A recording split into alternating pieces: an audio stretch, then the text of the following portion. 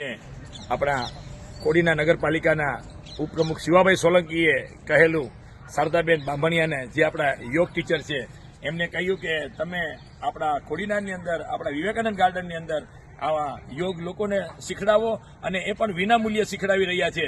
તો મિત્રો, હું વિનંતી કરું છું કે આપ બધા જોડાવ અને પોતાનું સ્વાસ્થ્ય અદભુત બનાવો. યોગ પહોંચે એના માટેની આ તાલીમ છે કે પોતાના ગામમાં પોતે ટ્રેનર બની અને સ્વાસ્થ્ય પોતાના ગામમાં લઈ આવે. નમસ્કાર મિત્રો, જ્યારે કોડીનાના વિવેકાનંદ ગાર્ડનની અંદર જ્યારે આવ્યા હોય અને અમારા જે યોગ કોચ છે એ અહીંયાથી આ બધા લોકોને યોગ ટ્રેનર બનાવે છે. એ ટ્રેનર એટલા માટે કે તમે પોતાના ગામની અંદર તમે પોતે ટ્રેનર થઈ શકો. 2 મહિનાનો કોર્સ હોય છે. એ 2 મહિનાના કોર્સની અંદર તમે પોતાના ગામની અંદર જે લોકો ને તમે ટ્રેનિંગ આપશો, યોગ ટ્રેનિંગ આપશો, એનાથી પોતાનું સ્વાસ્થ્ય તો સારું રહેવાનું જ છે, પણ સાથે સાથે તમને તે સરકાર તરફથી 1 મહિનાના 3000 રૂપિયા, 1 કલાક કામ આપો તો અને 2 કલાક કામ આપો તો 6000 રૂપિયા આવું માનદ વેતન પણ આપણે મળી શકે છે. તો આપણે શા માટે નહીં, પોતાના માટે તો બધા જ જીવતા હોય, પણ આજે આપણે એવું કામ કરીએ કે લોકોને આપણે કંઈક ટ્રેનિંગ આપીએ. જેવું અહીંયા કોડીનાની અંદર વિવેકાનંદ ગાર્ડનની અંદર આ ચાલી રહ્યો છે ટ્રેનિંગ કેમ્પ. તો આપ બધા જોડાવ. હું તો જોડાયો છું, તમે લોકો ક્યારે આવો છો? અહીંયા આપણે જે આપણા જિલ્લાના યોગ કોર્ડિનેટર જે શારદાબેન બાંભણિયા જે અહીંયાથી સરસ મજાનો યોગ કરાવી રહ્યા છે. તો આપ બધા સવારના વહેલા 6:30 કલાકે આ બધા પધારો કોડીનારના વિવેકાનંદ ગાર્ડનમાં. અને એ પણ યોગ આ બધા જ લોકો નિઃશુલ્ક કરી રહ્યા છે. તો આ બધા જોડાવ અને તમે એવા યોગ કોચ બનો કે જેથી કરીને તમારા ગામની અંદર પણ તમે કરાવી શકો. અને તમે જેટલું પણ કામ કરશો, સરકાર તમને એમનું માનદ વેતન પણ આપી રહી છે. જે ખબર નથી કે ભાઈ આ શું છે, યોગ વિશે જાણતા નથી અથવા જોડાતા નથી. ખરેખર આ વસ્તુમાં જોડાવવું જોઈએ અને પોતાનું સ્વાસ્થ્ય તો સારું રહેવું જોઈએ. બીજાને સ્વાસ્થ્ય પ્રદાન કરવા માટેની આ ક્રિયા છે. અને પોતે યોગ ટીચર બને એટલે પોતાને તમે કયો કે હું યોગ લિફ્ટ કરું છું.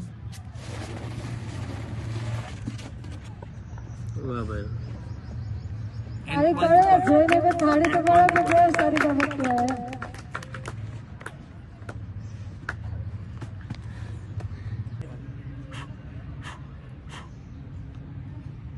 આખા બોડીને ઓક્સિજન પૂરું પાડે કપાલભાતી છે. પણ જો આ આસનમાં તમે કરતા હોય ને તો અઘરી વસ્તુ છે. આ તો કરી શકો, કોઈ અશક્ય નથી એમ.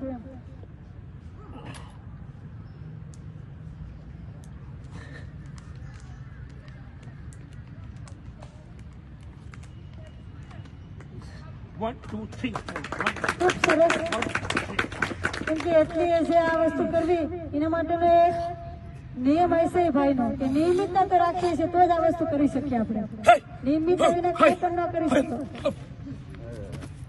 આ વસ્તુ ના કરી શકાય.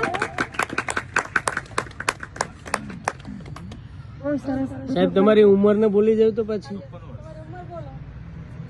આજ મારે 54 વર્ષ થયા છે, પણ હું આ એક્સરસાઇઝ મારા એક્સરસાઇઝને મેં મારો જીવન મંત્ર બનાવ્યો.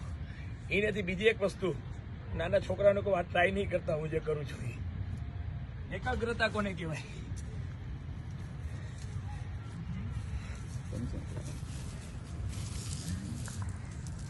આ કાચની લખોટી છે. હા, તમારે ડાયરેક્ટ ટ્રાય નથી કરવાની સાહેબ. બોલો એટલે કોઈ કરે ને આપણે રમતા ને છે આ કાચની લખોટી.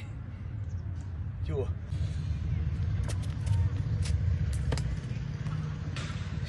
ખૂબ સરસ. દીપકભાઈ ખૂબ સરસ. દીપકભાઈ આ એવી વસ્તુ છે કે આ ચૂકી જાવ ને એટલે સીધી આંખ વહી જાય. કારણ કે આઈને બદલે અહીંયા આવી એટલે આંખ ગઈ. પણ વર્ષોથી એક કોન્ફિડન્સથી કરું છું.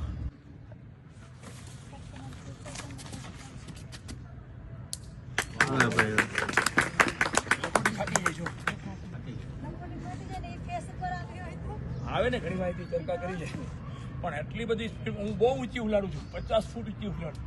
ના આટલી લો. પણ એ પ્રેક્ટિસ એ મેન વસ્તુ છે.